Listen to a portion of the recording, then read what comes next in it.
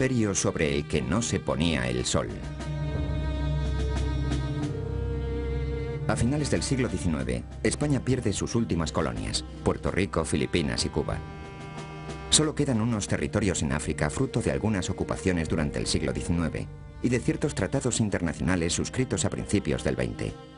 La vocación colonial e imperial de España, que había asumido en otro tiempo un carácter universal, se había reducido en el siglo XX a unos pueblos que parecían necesitar más ayuda e inversiones por parte de la metrópoli que las riquezas y beneficios que se podían obtener de ellos. No era precisamente el dorado con el que soñaban los colonizadores españoles. Estos territorios eran el protectorado de Marruecos y las que durante un tiempo fueron consideradas como provincias españolas, Ifni, el Sáhara Occidental y Guinea Ecuatorial.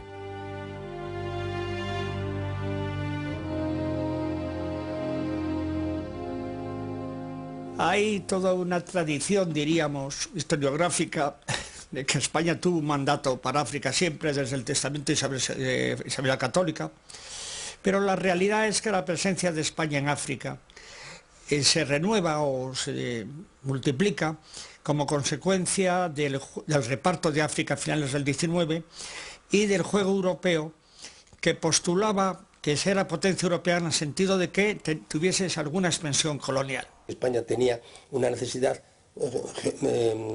estratégica de ocupar una zona que estaba justo enfrente de Canarias, que por razones de pesca y por razones estratégicas, es decir, si en la costa que tienes enfrente se establece una factoría y esa factoría se amplía y termina por ser una base militar, pues resulta que tienes enfrente de las Islas Canarias una base militar, lo cual no te interesa. España tuvo colonias hasta 1975. Su política y su salida de ellas llevó a una guerra secreta, Ifni, a una de las dictaduras más sangrientas de África en Guinea Ecuatorial y a uno de los últimos enfrentamientos en la Guerra Fría, Sáhara Occidental. Sin embargo, apenas existe en nuestra memoria. ¿Por qué no se produjo ninguna reacción en el pueblo español? Porque había muy poco conocimiento en la opinión pública, no hay más que ver, aparte de que cuando realmente se planteaban problemas, se declaraba, ¿cómo se llama?, noticia reservada, no sé cuál era la terminología, conforme a la ley de Fraga, y desaparecía de los órganos de opinión, de los medios, todo. Se lo ocultó tranquilamente, hay una ley de censura y no se sabe nada, ya está, y no te enteras de nada. Hoy día sería más difícil porque hay teléfonos móviles y la gente habla y tal, pero entonces nada, ahí ni entraba la prensa o la prensa estaba censurada y la prensa publicaba lo que se autorizaba a publicar y nada más. Esa ha sido una de las razones de que me pusiera a investigar lo que había ocurrido, porque vivíamos como delante de un decorado, ¿no? Sentía la necesidad de ver qué había ocurrido detrás de ese decorado. Creo que han pasado algunos de los plazos que marca la propia ley y sin embargo hay documentos, hay secciones que siguen siendo materia clasificada. A partir del final de la Segunda Guerra Mundial y de la constitución de la Organización de las Naciones Unidas, y apoyado fuertemente por estas, se produce un movimiento de liberación e independencia por parte de los pueblos colonizados por los países europeos. Se estipula como inalienable el derecho de los pueblos a la autodeterminación de su independencia. A partir sobre todo de la Segunda Guerra Mundial, se toma la conciencia de que los africanos también son personas humanas y que también están sometidos a unas situaciones de vejación, de ocupación y de colonialismo, y por consiguiente se empiezan a tomar fuerza nacional e internacionalmente esos movimientos descolonizadores. El colonialismo que España practicaba en aquellos momentos era anacrónico, era injusto y era absurdo, iba en contra realmente de los tiempos. Pero España tarda en atender la serie de resoluciones de la ONU y otras organizaciones internacionales. ¿Cuáles eran los verdaderos intereses de España para retrasar su salida? En realidad, todos ellos suponían grandes desembolsos por parte del erario público español. Se trataba más de las posibilidades que ofrecían en un futuro de obtener determinados productos como petróleo, fosfatos, cacao o café, que de realidades concretas inmediatas. Lógicamente había intereses de otro tipo. Ya he hablado antes de los, digamos, de que Guinea satisfacía de alguna manera las apetencias imperialistas de ciertos dirigentes o de ciertas mentalidades o de ciertas ideologías españolas. Hombre, habría siempre razonamientos o racionalizaciones. Uno de ellos era la seguridad. No se podía permitir que una zona tan próxima y situada en un punto estratégico tan importante para el tráfico mundial como es el Estrecho de Gibraltar pudiese estar en desorden. Y bueno, los sultanes de finales del XIX, algunos de los sultanes de finales del XIX y principios del XX realmente no parecían capaces de establecer realmente un orden en partes de Marruecos. Y de intereses económicos, porque se consideraba que era un espacio vital para algunos países europeos. Y de ahí se puede explicar el interés manifestado tanto por Francia como España o como otros países como Inglaterra, Italia o Alemania. Hay que recordar que en aquella época los chavales teníamos que estudiar en el instituto una asignatura que se llamaba Formación del Espíritu Nacional. Eso dice muchas cosas. Y yo creo que era más por eso que por motivos económicos, porque las dos riquezas que hasta entonces se habían encontrado en el territorio, que era por un lado los fosfatos, en los primeros años no habían sido todavía encontrados los yacimientos, y cuando empezaban a rentabilizarse fue cuando llegó el momento de la partida. Entonces fue un negocio deficitario para España. Y luego respecto a la pesca, España nunca controló las aguas y allí faenaban barcos japoneses, chinos, coreanos, rusos, todos a su aire. Yo no creo que es solamente gastar. Hay quien dice que está gastando, pero yo diría en esos años ya empieza a cosechar resultados.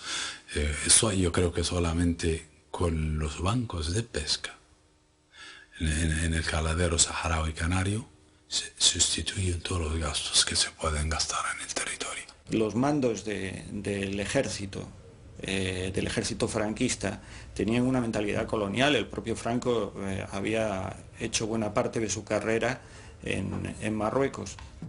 España convierte en provincias los territorios africanos durante un tiempo, manejando la posibilidad de mantenerlos bajo su control, en un intento de ser aceptado por Naciones Unidas, aun en contra de sus dictámenes. Mientras, en las distintas colonias, nada cambia. Los ciudadanos autóctonos siguen siendo tratados como ciudadanos de segunda. En Guinea, el Estatuto del Indígena incluso legaliza esa realidad, diferenciando entre los llamados no emancipados y emancipados. Estos últimos gozaban de privilegios tales como poder cocinar con aceite de oliva o tomar bebidas alcohólicas. Alegremente, los morenos se entregan a la tarea, poniendo en juego sus dotes de habilidad y el hábito de un trabajo constante, manejando con fuerza y soltura las pértigas. La ley considera a los negros como menores de edad y les somete a protección, amparo y tutela. Las transacciones comerciales entre los tan blancos y los zut negros solo están permitidas en los mercados que bajo la debida vigilancia y fiscalización se efectúan en fechas y lugares fijos. Los negros cumplen aquí sus misiones como expertos. Con los años la situación en las colonias mejora, pero no deja de ser una fachada para retrasar la salida de los territorios. Sus habitantes comprenden tales intenciones y comienzan a exigir su independencia. Las niñas morenitas recitan largamente su tirada de versos que encierran palabras afectuosas y el sentir de toda la población. Se ha dicho muchas veces que sí, el paternalismo, el colonialismo español se distinguió por su paternalismo. Y es cierto. Los europeos vivían entre los europeos y los nativos vivían entre los nativos. Había poco contacto entre ellos. El Sáhara era como un gran cuartel y funcionaba como un gran cuartel.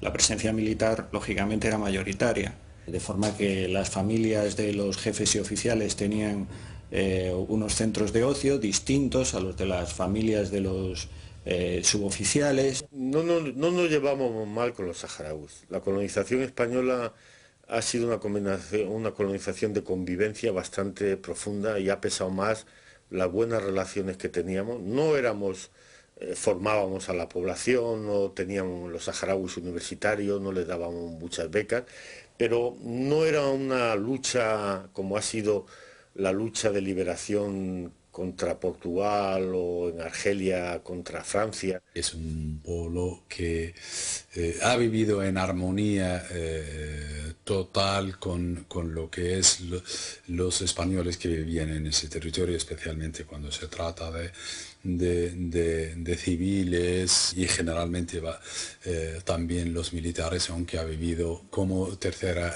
categoría, o sea que habían 3 categorías en el territorio. No se trata de hacer una historia sesgada, no se trata de ser maniqueo, no, se trata simplemente de contar la realidad.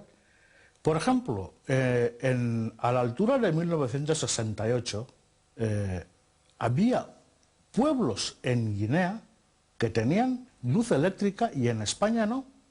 Eso yo lo he visto con mis ojos. De manera que en Guinea, digamos que hubo un cierto desarrollo. Yo no sé si merece la pena, para mí siempre será la duda eterna, de si esos beneficios que aporta la colonización, que evidentemente abre África al mundo y aporta otra serie de valores, si son equiparables o si son, digamos, comparables con la libertad que perdimos los africanos con el hecho colonial. Creo que la historia de todos los países, pero en la historia de España hay 3 momentos cumbres que son vergüenzas históricas. Es decir, uno, la participación que España tuvo en la esclavitud. La segunda es los soldados de cuota. Y otra vergüenza histórica, para resumirla, pues es la entrega vergonzosa del Sáhara. Es decir, la entrega a un país que ha confiado en ti, al cual le has prometido y el cual tiene derecho a exigir que tú le defiendas, pues le abandonas y le traicionas de esa forma. Pero no nos adelantemos a los acontecimientos. Comencemos desde el principio.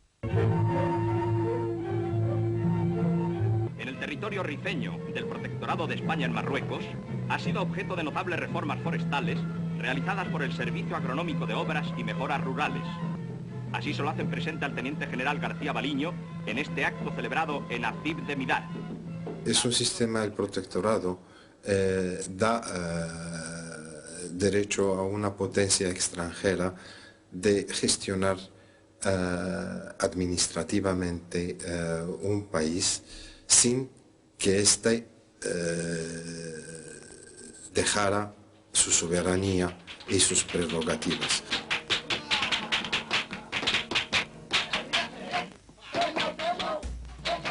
Con la vuelta de Mohamed V del exilio y la finalización del protectorado en la zona francesa, España decide cesar su presencia en la parte norte de Marruecos y reconocer su independencia. Es una salida lógica dentro del contexto internacional y del deseo de darse un trato singularmente amistoso entre los 2 estados. El fin del protectorado se firma el 7 de abril de 1956. Se acaba así el tiempo de ocupación española de Marruecos que tantas vidas costó en las ya casi olvidadas guerras de África.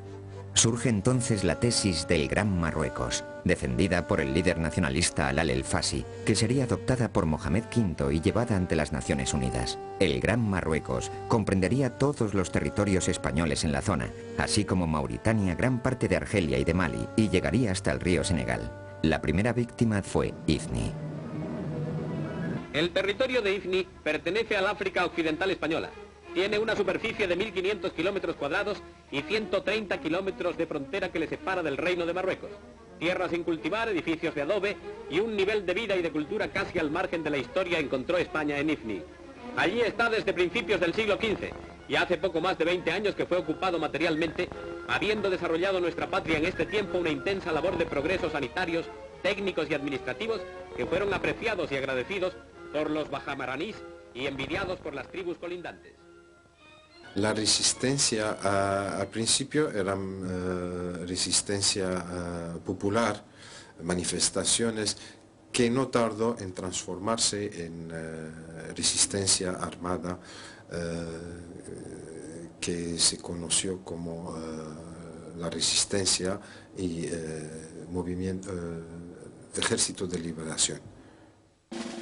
Durante el año 57 se produce la llamada Guerra Secreta de Ifni, de la que apenas se tienen noticias en España a través de los medios de comunicación. La conocida por algunos militares como la Guerrita duró 8 meses, produjo 300 muertos y unos 500 heridos. La causa fueron los ataques a las posiciones españolas por parte del llamado Ejército de Liberación marroquí. España se vio obligada a pedir ayuda a Francia y tras una operación conjunta que se llamó Tey de Ecubillón, finalizaron los enfrentamientos. Hasta Sidi Ifni llega en avión una embajada española de arte, alegría y generosidad.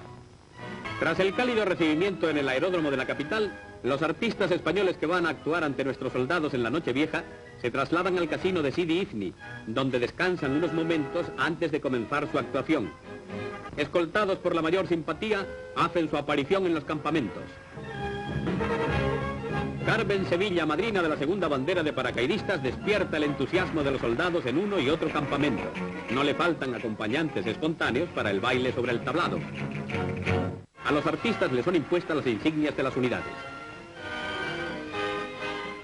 Sidi Ifni, la capital, se mantuvo amurallada por el ejército español durante 11 años, pero a pesar de la victoria final, fue integrada a Marruecos junto con la parte sur del protectorado. Las causas de la entrega se mantienen ocultas, pero la demostrada debilidad de las posiciones y la negociación para la devolución de prisioneros parecen ser las causas que empujaron al gobierno de Franco a esa decisión. Realmente no es que Ifni sea indefendible, sino que el precio de defender Ifni no merece la pena, porque además el valor estratégico de Ifni, una vez desaparecida la zona sur del protectorado, era prácticamente nulo. O sea que es una operación de liquidación lógica. Era una plaza muy difícil de defender jurídicamente, aunque el pacto de 1860 es a perpetuidad, pero es difícil de mantener porque se hacen unas condiciones, es decir, entraba totalmente dentro de la ley anticolonialista. De hecho, en todas las resoluciones de la ONU de todos esos años aparece Ifni, a descolonizar. Es una de las exigencias de la ONU, la descolonización de Ifni. El territorio de Ifni fue ocupado finalmente por Marruecos el 31 de julio de 1969, día en que España arría su bandera y es sustituida por la marroquí. Los marroquíes que vivían allí y que ya habían visto lo que había ocurrido en el año 58, cuando se había entregado el resto de Ifni a Marruecos, cómo había empeorado su calidad de vida, nos despidieron con mucho sentimiento, pero la salida fue totalmente escalonada, pacífica. Es una recuperación de una parte del país que estaba arrebatada bajo dominio extranjero durante mucho tiempo. Entonces ha sido un momento de gran alegría y satisfacción en Marruecos de recuperar esta parte y continuar a reivindicar la recuperación de las otras partes. Lo que no se obtuvo fue un precio de contrapartida suficiente por parte de Rabat, por parte del sultán. Hasta que la construcción del puerto esté concluida, los embarques se efectúan cargando a brazo las gabarras varadas en la playa. Los negros cumplen aquí sus misiones como expertos obreros portuarios. Así es el panorama de la vida y el trabajo de la Guinea española que hemos querido captar y reflejar en nuestro reportaje. La riqueza y el esfuerzo... La descolonización de Guinea pasó por distintas situaciones hasta su independencia, de colonia a provincia, de provincia a autonomía, de una independencia tutelada a una independencia total, cuya problemática política no ha dejado de estar presente desde los casi 30 años transcurridos desde entonces. El régimen autónomo, que duró aproximadamente 4 años, fue hasta ahora el periodo en el que el guineano ha disfrutado de mayor libertad e incluso, yo diría, de mayor estabilidad, tanto económica como social.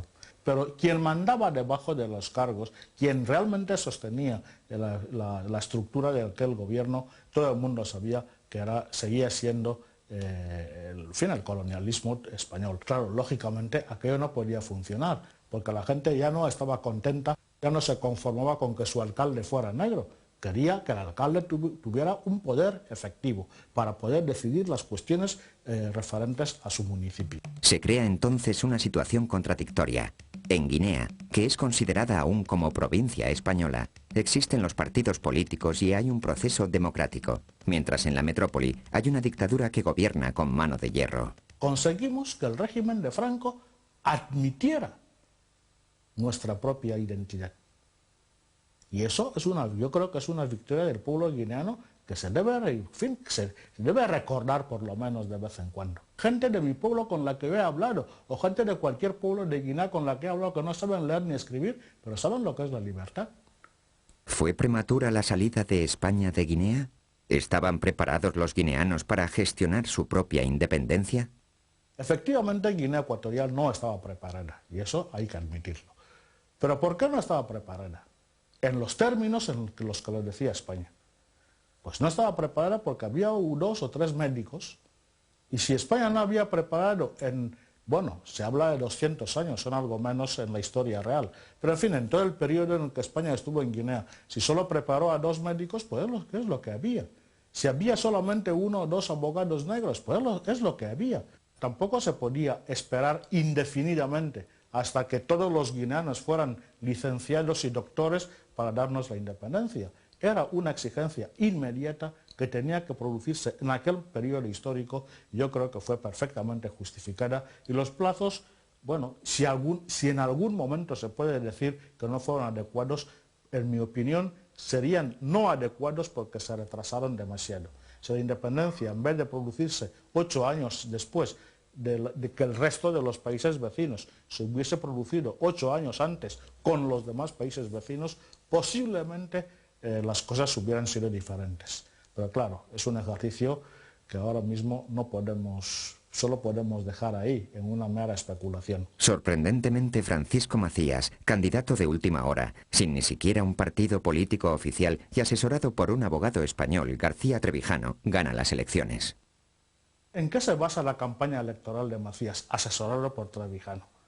En llegar a un pueblo, pues cualquiera, y decir, ¿veis esa casa? Pues si me votáis a mí será vuestra, y echaremos a ese. Esa textualmente. Claro, con una campaña así, pues lógicamente arrasó. Bueno, no arrasó tanto, porque a Macías luego veremos en las votaciones, en las actas de las votaciones, en su región y en su pueblo, no le votan. Pierden su pueblo, la gente que más le conocía. En su pueblo y había sido también alcalde de su ciudad natal, Mongomo, pierden Mongomo. Pero el resto del pueblo que no le conocía, pues lógicamente empieza a crearse esa personalidad de patriota, de anticolonialista, e incluso de racista, de antiblanco, cosas que entonces vendían. La accidentada elección de Macías como presidente acabó con el prometedor proceso democrático en Guinea Ecuatorial. ¿Qué pasó? Pasó simplemente que la independencia no fue la libertad. Vino Macías, tomó posesión el 12 de octubre del 68 y el 5 de marzo del 69, abolió la Constitución, abolió los partidos políticos, fundó las Juventudes en Marcha con Macías, que eran bandas de mozalbetes que se dedicaban a apalear a la gente. La represión que hubo el 5 de marzo y días siguientes en Guinea Ecuatorial es una cosa inenarrable. Por todos los relatos que tengo, vamos, todos los trabajos de campo que he hecho para escribir mis libros y mis artículos y reconstruir aquel periodo, pues caramba, son testimonios aterradores. En fin, desde mujeres violadas con palos hasta, yo qué sé, en fin, todo, cosas increíbles.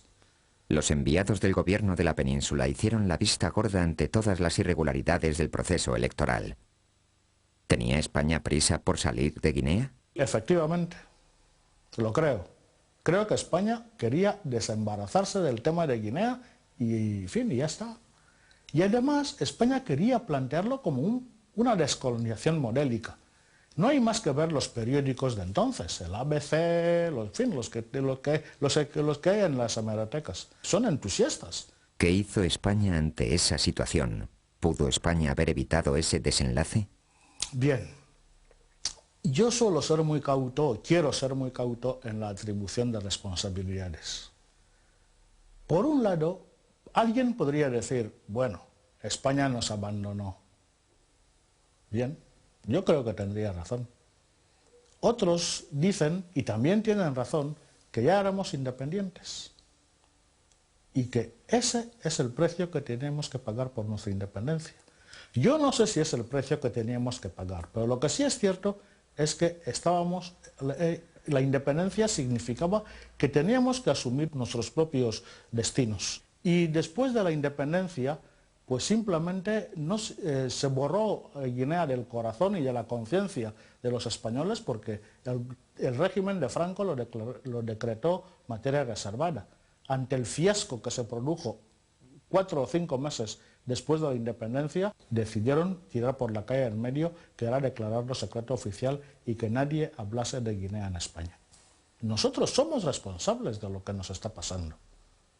Y eso nos obliga a reflexionar mucho más sobre lo que está pasando y actuar en consecuencia. No limitarnos a mirar y a esperar que otros vengan a sacarnos las castañas del fuego. Somos independientes, somos mayores de edad y tenemos que ser consecuentes con esa independencia si no queremos ser colonizados de nuevo.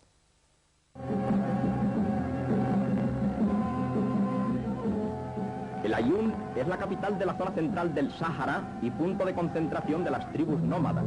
Las modernas edificaciones que forman la ciudad contrastan con las jaimas indígenas. El generalísimo y el séquito que le acompaña son cumplimentados por el capitán general de la región y el gobernador del África Occidental Española y otras autoridades. Revista las tropas del tercer tabor de tiradores que le rinden los honores debidos.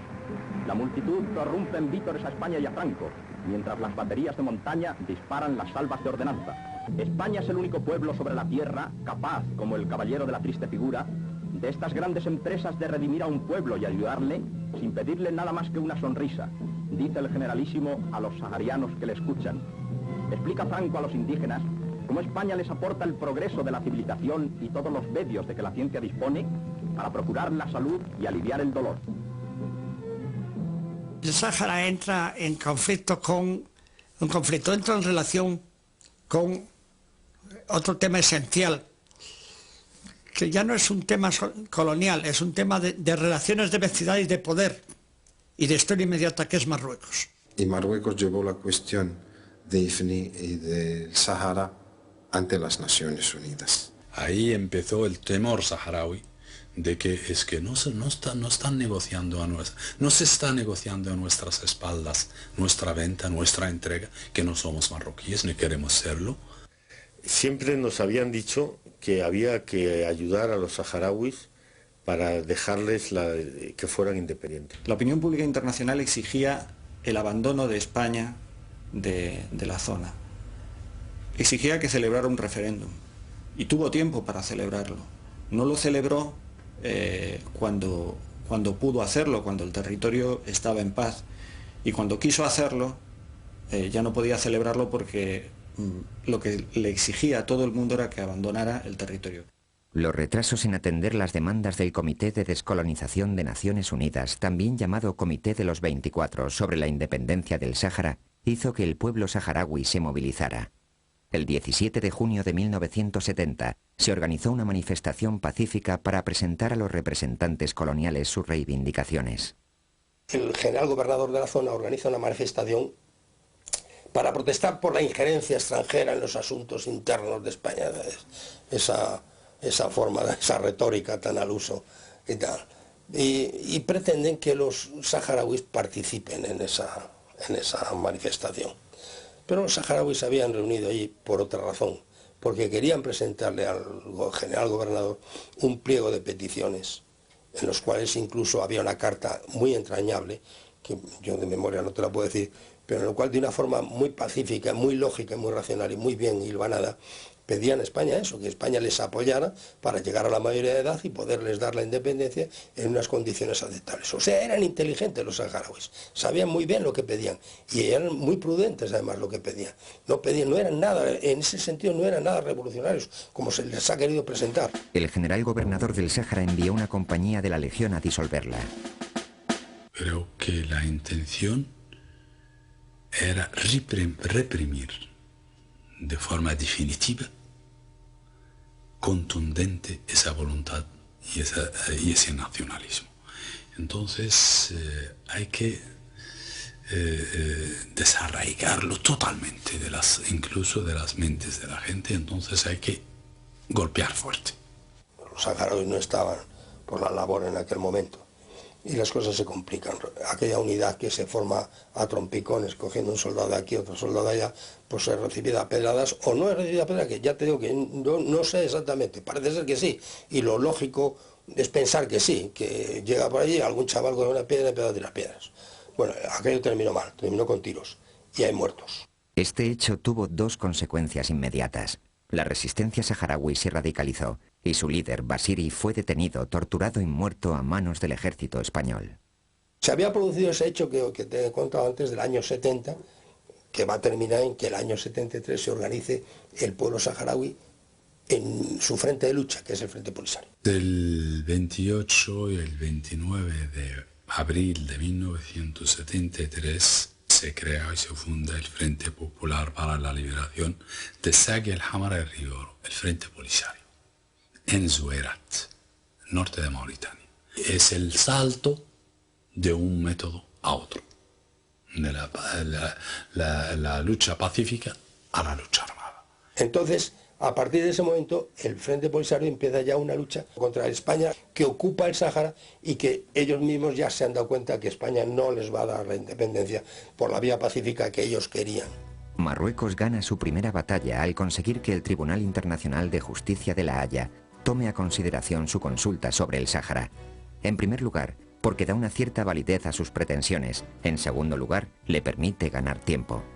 Hassan II, que era mucho más listo que todos los demás que hay por aquí, se compromete a que si aquellas tierras, antes de llegar los españoles, no eran de nadie, pues bueno, que acepta aquella situación. Pero si aquellas tierras estaban ocupadas por poblaciones que eran afines a Marruecos, tal, pues que entonces aquello es tierra de Marruecos y persistirá en su reivindicación. La respuesta a la opinión del tribunal ha sido muy clara, que en el momento de su colonización por España, el territorio era un territorio habitado por tribus nómadas organizadas que tenían relaciones con Marruecos. Pero el Tribunal Internacional de La Haya dictamina clarísimamente que efectivamente, cuando llegaron los españoles, aquellas tierras estaban ocupadas por gentes organizadas administrativamente, con autoridad, sobre unas poblaciones, y que esas poblaciones no habían tenido nunca una relación de subordinación jurídica con el sultán, sino simplemente eso que te explicaba antes, esa relación pseudo-religiosa. Es decir, en algunas zonas de la zona norte se decía la oración del viernes en nombre del sultán, pero solo por parte de algunas tribus, y además el dictamen del Tribunal de La Haya lo dice así, solamente algunas tribus, pero solamente algunas tribus rendían ese tipo de pleitesía al sultán. El resto es el Tribunal de La Haya, dice que es perfectamente independiente y que no tiene nada que ver con Marruecos. Esto está muy indicado y muy claro en la resolución de La Haya, no deja ningún lugar de dudas para que el Sáhara ha sido siempre un territorio bajo la soberanía de Marruecos. El dictamen de la Corte Internacional de Justicia de La Haya de 1975 demuestra la falsedad del planteamiento marroquí. No tiene ninguna base legal, ni la marroquí ni la mauritana, ninguna base legal. Son ambiciones expansionistas. Fuerte de esta opinión y de su convicción por la legitimidad de su causa, Marruecos organiza la Marcha Verde, que fue una obra maestra de Su Majestad Hassan II, que hizo que Marruecos recuperara sus territorios del Sáhara de manera pacífica. No me sirve para nada, señor presidente, el que me digan que abrigan propósitos pacíficos. El que abrigue propósitos pacíficos, que se quede en su casa. Esa es la mejor solución para todas estas crisis y tensiones. Llegar a un territorio donde no es posible albergar a una masa humana de 350.000 personas es cuando menos disparatado. Por eso nosotros queremos pedir amparo a este Consejo de Seguridad. El territorio al norte de la frontera está sembrado de minas. Dentro de nuestro territorio mismo se han sembrado por terroristas marroquíes numerosas minas. Nosotros queremos prevenir antes que reparar. Quisiéramos que Su Majestad el Rey de Marruecos desista de esta proyectada invasión. Yo he leído y sé que la Marcha Verde estuvo preparada con antelación. No solo con antelación, sino que estuvo estratégicamente, logísticamente preparada. con puntos de abastecimiento, de suministro de alimentos, estratégicamente situados para dar de comer a las poblaciones que iban a venir. Todo eso estuvo perfectamente organizado. Marruecos convenció a sus principales aliados de su necesidad de anexionarse el Sáhara. Bien, tenían en contra la legalidad internacional. Entonces, sus aliados se pusieron a estudiar una fórmula que evitara un conflicto bélico con España, pero que le permitiera recuperar el territorio. Se formó un gabinete de estudios estratégicos con asesores norteamericanos y con dinero de los países del Golfo. Y ahí fue donde decidieron movilizar a una cantidad determinada de gente que avanzara sobre el Sáhara, pues para forzar a España a pactar. Les prometían que era el Dorado, la tierra prometida, que era el paraíso, que iban a encontrar riquezas, que iban a encontrar los brazos abiertos de los saharauis que les iban a recibir como liberadores y que eso iban a tener una nueva vida. Y entonces, engañados, era solo una coartada para que el ejército marroquí, los carros de combate, todo el mundo, llegase por detrás ocupando el territorio. En la Marcha Verde, el frente de la Marcha Verde tiene dos zonas. Una, la que es más cercana a la costa, que es por donde entra la marcha de los 300.000, esos que dicen que era aquello, que tampoco creo que fueran 300.000, pero bueno, toda esa gran masa, y es donde están los campos minados. Y eso es la Marcha Verde mediática, la que sale en la televisión, en las fotografías, los helicópteros y tal. Pero hay otra Marcha Verde que ha quedado ignorada, que es la que se está realizando ya por los puestos de atrás de Magbes, hacia la zona de tal, donde esos puestos los está entregando España al ejército. Entonces se ha presentado la Marcha Verde. No, es una marcha pacífica de una multitud que va con el Corán. Es mentira. Eso es una parte. La gran parte de la Marcha Verde es el ejército marroquí que va entrando por el oeste y va ocupando todos los puestos. Esa es la verdadera Marcha Verde. Marruecos entra de la manera más pacífica que se puede imaginar al territorio. Mentira. Eso es para desviar la opinión pública internacional. Ahí se estaban cometiendo masacres en esas ciudades. Marruecos entra a sangre y fuego por la parte oriental del territorio. Ellos solo tienen orden de respetar a los militares españoles, a los españoles, y de eliminar al resto, porque entienden que el resto es resistencia. Se producen asesinatos, violaciones de mujeres ante sus familias. Bueno, ¿qué ocurre? Que decenas de miles de saharauis huyen hacia la frontera. Entonces Marruecos los bombardea con napalm y con bombas de fragmentación. Y ahí mueren pues decenas de personas. Se llega a hablar de 500 niños cada día muertos en los bombardeos de napalm, de fósforo, cuando huían los saharauis por el desierto, huyendo de las ciudades, cuando entraba a Marruecos el ejército marroquí. Ten en cuenta que los jóvenes estaban combatiendo y que los que huían eran sobre todo ancianos, mujeres y niños. Me permito hacer referencia a los documentales. Estamos a 30 años de distancia de este evento histórico, verdaderamente un evento histórico, que ha sido muy bien documentado, y usted puede regresar a los acervos de la época y ver cómo se desarrolló la Marcha Verde y quién la llevó y cómo esta gente que marchó en esta gran empresa iban apenas con lo suficiente para dormir en una mochila y llevaban una bandera de Marruecos y el libro sagrado de los musulmanes, que es el Corán, en la mano. Y yo, nadie hasta el momento acabo de escuchar que hubo otros elementos que no sean estos y otros instrumentos que fueron utilizados. Pues en esto la documentación existe gráfica que le puede sacar de dudas en este sentido. El 31 de octubre de 1975 se invade Jdería, Echedería, Hausa y Farsía. El 31 de octubre de 1975 capturamos el primer prisionero marroquí dentro del territorio del Sáhara Occidental. Tahiri Taher, con nombre y apellido.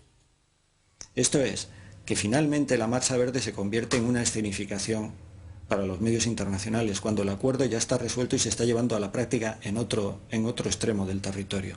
Mientras todas las cámaras de todas las televisiones, de todas las cadenas de televisión del mundo, mientras todos los medios de información están enfocando el puesto de Tah,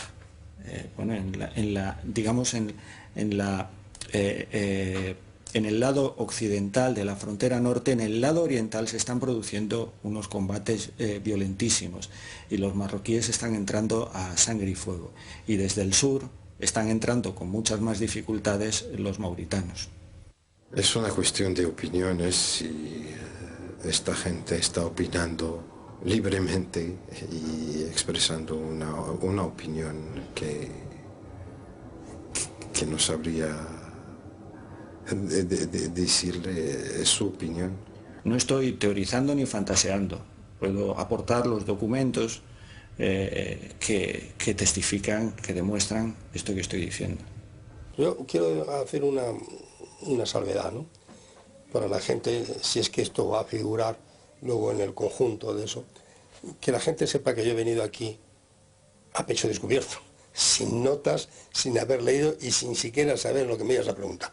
O sea que todo lo que yo estoy diciendo lo siento, lo vivo, creo que es cierto todo lo que digo y es posible que me haya equivocado en alguna cosa, por lo cual pido disculpas, pero me parece que me he equivocado en pocas cosas. Recuerdo todavía el ambiente del Sáhara, del Ayun, el siroco del desierto, los vientos con arena, el ambiente del zoco nuevo del Sáhara.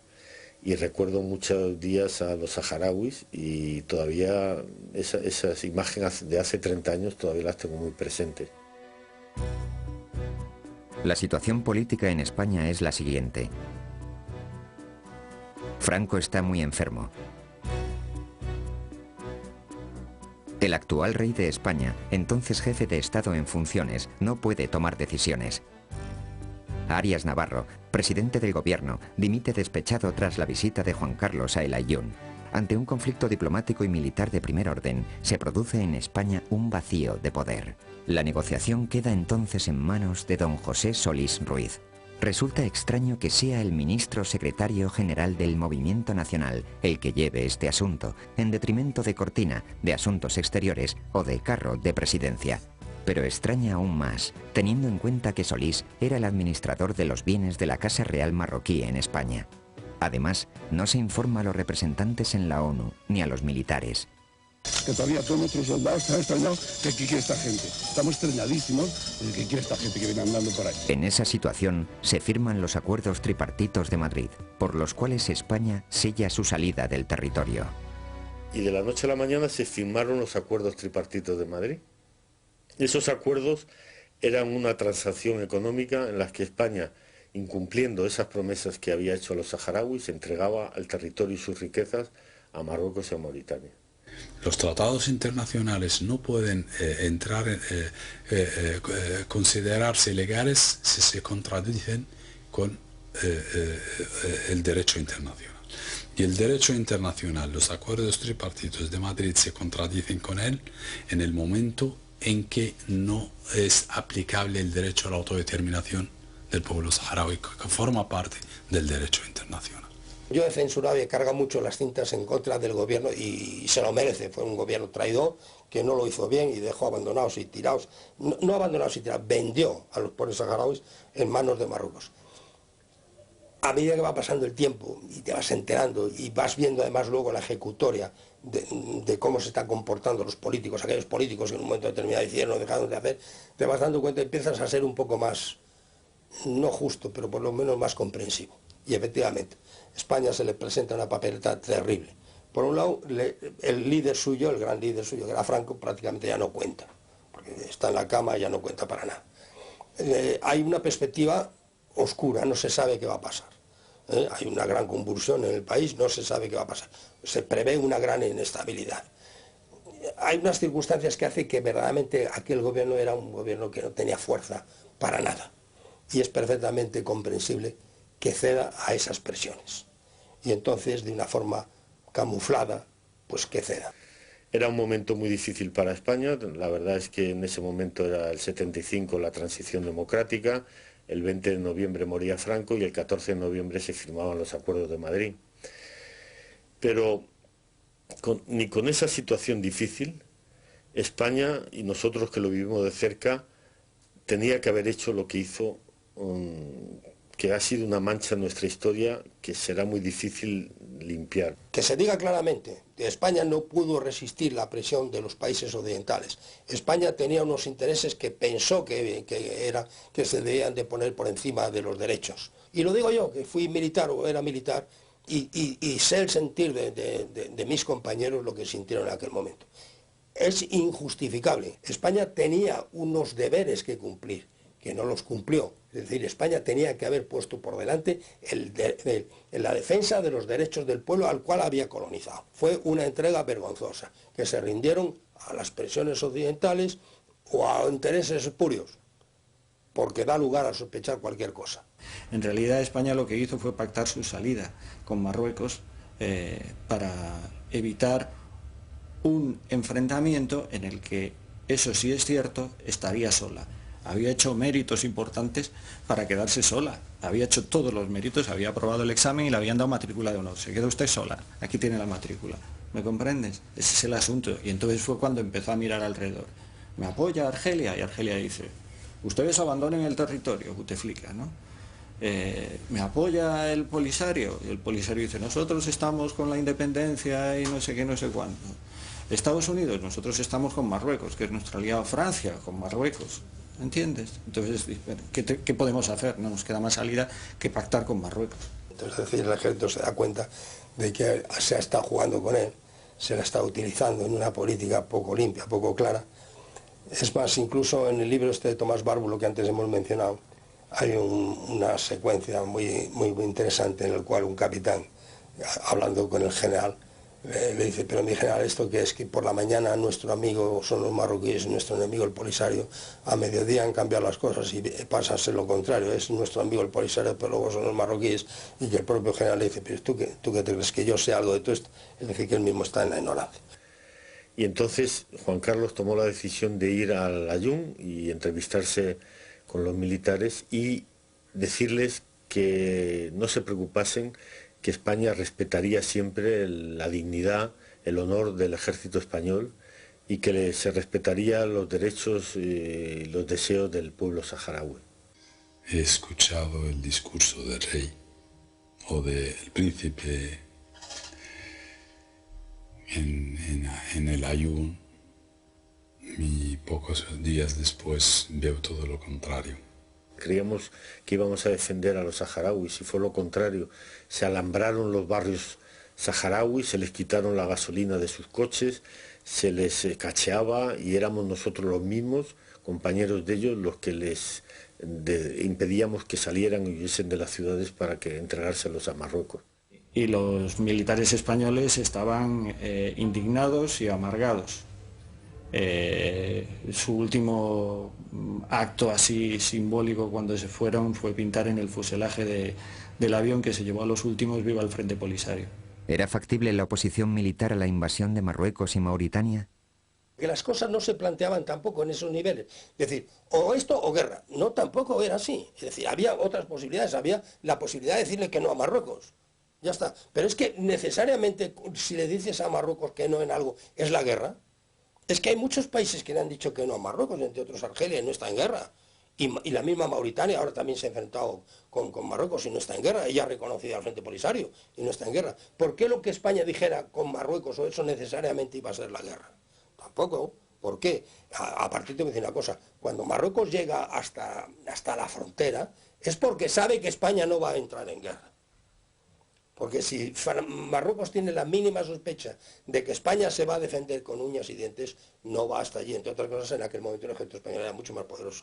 Kulbargen dio una acción a España, un plan que consistía en que 10.000 de los soldados que estábamos en el Sáhara pasásemos a depender de las Naciones Unidas, nos pusiéramos el casco azul, los cascos azules de la ONU, y tuviéramos durante un periodo transitorio la defensa del territorio para celebrar el referéndum de autodeterminación para que los saharauis decidiesen su futuro. Pero este referéndum, ¿en qué sentido iba a realizarse? ¿Para qué? Y por eso los argumentos que que pone el señor Carro o el mismo Solís Ruiz, esos son de ese tipo. Es que no había otra salida, es que no había otra cosa que hacer, es que no podía ser una guerra antes que era ni una gota derramar ni una gota española. Es decir, ese tipo de argumentos, esos no son argumentos creíbles. Hay que decirles y mirarles claramente a los ojos que esa gente que era española, que tenía DNI español, ha derramado litros de sangre de todo el pueblo saharaui y también del pueblo marroquí. 30 años de sufrimiento, 13 años de guerra, miles de muertos saharauis marroquíes, no valían el que España hubiese hecho el esfuerzo de intentar arreglar las cosas sin entregar a todo un pueblo atado de pies y manos a Marruecos. ¿Por qué abandonamos a los saharauis? ¿A qué se debió este cambio del gobierno español en contra de la resolución de la ONU que pedía un referéndum para la autodeterminación del pueblo saharaui? Los intereses de empresas, de bancos, se ha llegado a hablar de familias importantes, el Banco Urquijo, los Fierro, la Banca March, intereses empresariales también, de algunos negocios que tenían, ligados, a veces se ha hablado con don Juan de Borbón. Yo creo que confluyen muchos intereses. O sea, tenemos que recordar que estamos en una época que todavía está vigente la Guerra Fría, que el Frente Polisario es un movimiento de inspiración socialista y naserista, que Marruecos es el bastión de Estados Unidos en el Magreb, de Estados Unidos y de Francia. Sabíamos que el Sáhara tiene muchas riquezas, sabíamos de los fosfatos de Bucra, de la pesca, y sabíamos que estaban cotizadas. Yo recuerdo uno de los argumentos de los defensores de la entrega a Marruecos del Sáhara, de los defensores, de los miembros del gobierno defensores, era: queremos tener un régimen marxista a 100 kilómetros de Canarias. Bueno, en eso se traducen todos los intereses geopolíticos, económicos y demás, ¿no?